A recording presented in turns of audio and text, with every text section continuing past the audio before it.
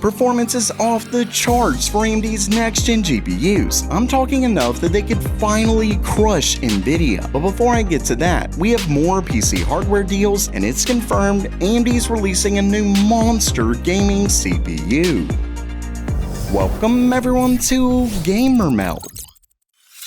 Okay, it's news time, and first up for today, Amazon has early Prime Day deals and Newegg is having their semi-annual clearance event. And while I recently went over some of those deals, I found even more that I wanted to share with you. And of course, I'll have affiliate links to those down in the description below. They don't cost you anything more, and it helps the channel out. Starting things off, Intel has been getting crushed by AMD lately, but that's forced them to drastically lower their prices.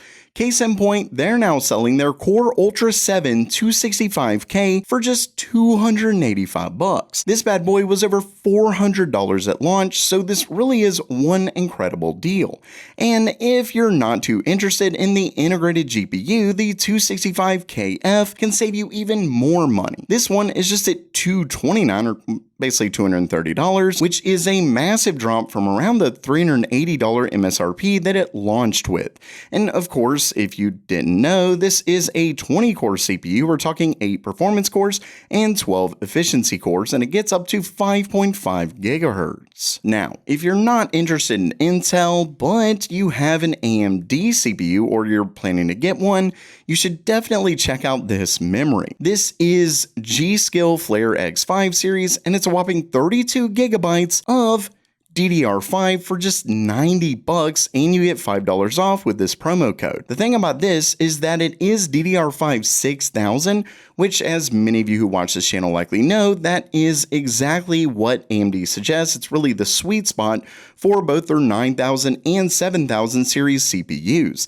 Not only that, but this comes with AMD's Expo, which is of course their memory overclocking profiles. And lastly, if you're looking for a really decent cooler, this 240mm AIO CPU cooler from NZXT, this is of course the Kraken 240RGB, and this one actually also comes with an LCD display, so you can put images on it, things like that. You can customize it in a ton of different ways, and it's just $130 now. And of course, there are tons more deals, so make sure to check those out in the description below, and let me know what your favorite deal is down in the comments below.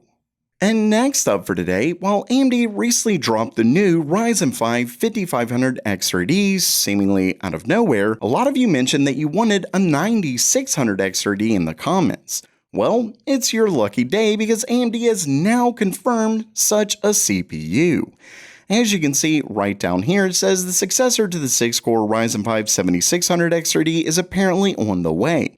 AMD has indirectly confirmed the new SKU by listing it on a driver support page for its new professional graphics card, the Radeon AI Pro R9700. And as you can see right down here, we're looking at the Ryzen 9 9950X3D, 9900X3D, 9800X3D. Okay, we know about all of that. And here it is, the Ryzen 5 9600X3D. Now, a lot of times that something like this leaks on some kind of compatibility list or pretty much anything like that, charts, things like that, a lot of times there's at least a chance that it could just be misspelled, it could just be something misplaced, they meant to put this here instead of this, but in this case it's definitively not a mistake. Well, it may be a mistake in the fact that they didn't mean to publish this just yet, but this is clearly, it says Ryzen 5 9600X3D, not Ryzen 7 9600X3D. Maybe it was some kind of mistake, not the 7000 series. This is clearly only the 9000 series. The 7000 parts are listed down here. So, like I said, clearly not a mistake. And of course, what this means is that we are talking a 6-core Zen 5 CPU with a ton of 3D cache, in this case, almost certainly 102 megabytes. Now, they did not put down the TDP, but just like the 7600X3D, it's almost certainly 65 watts, but of course we aren't 100% sure. Either way, this is essentially a 9800X3D with 2 cores disabled. And many of you might be be thinking, might as well just get the 9800 XRD. That sounds like a really big drop in performance. Well, if it's anything like the 7600 XRD, it actually is still a very awesome chip. As you can see here, it is not that much slower than the 7800 XRD, and in fact, it's actually faster than the 7900 XRD. And the reason for that is because while yes, the 7900 XRD does have a 6-core chiplet with 3D V-cache, it also has a 6-core chiplet without 3D V-cache. And while during gaming it actually does disable that chiplet, there's still issues with heat, things like that. It's still taking at least some resources from the other chiplet that it otherwise wouldn't take. So ultimately, the 7600 XRD is faster. Now, obviously, it's going to be significantly slower in multi-threaded workloads, things like that. But specifically in gaming, it's actually a beast. And I would definitely expect something very similar with the 9600 XRD. Basically, an amazingly priced CPU that completely dominates at gaming.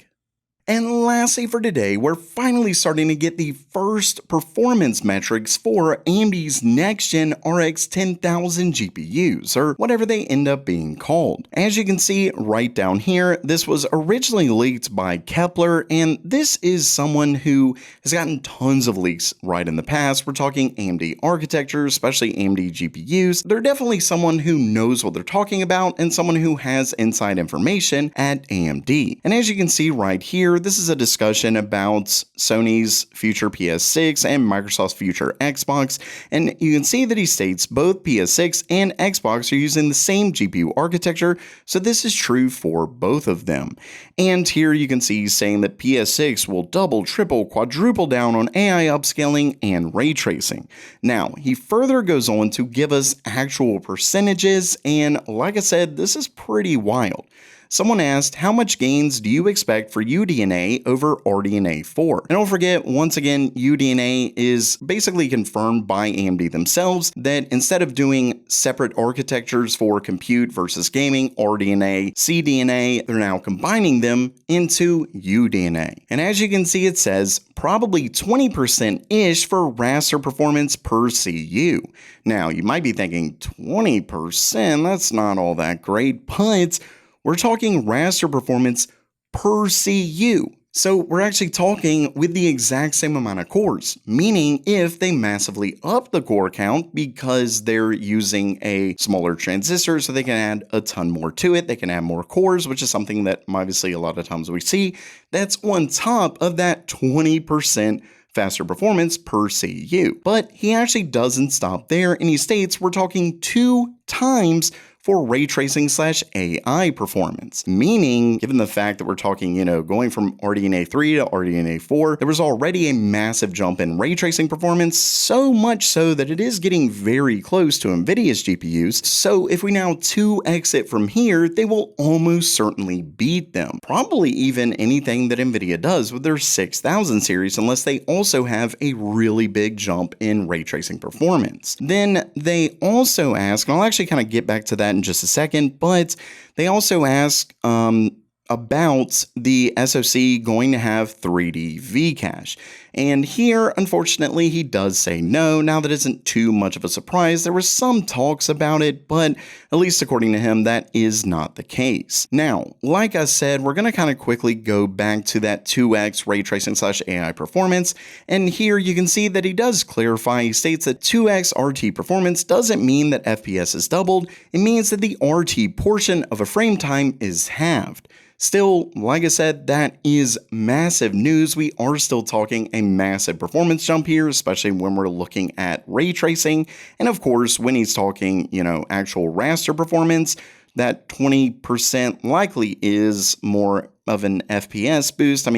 Maybe slightly less than that, but I would expect around that in performance per CU. And of course, he doesn't at all try to clarify anything with that. So at least whenever it comes to ray tracing, we aren't specifically talking double the FPS, but we are still talking a massive boost in performance.